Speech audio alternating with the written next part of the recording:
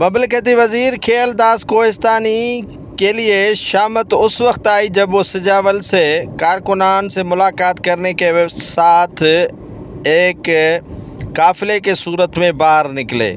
Canal مخالف احتجاج تو سندھ میں شدید ہو رہا ہے۔ مشتعل کارکنان نے پیچھا کیا کھیل داس کوہستانی کا اور شدید نعرے بازی کی۔ نہ صرف نعرے بازی کی گئی بلکہ ان پر ٹماٹے انڈے برسائے گئے اور کارکنان مشتعل تھے اور کینالوں کے حامیوں کے خلاف شدید سراپا احتجاج کر رہے تھے۔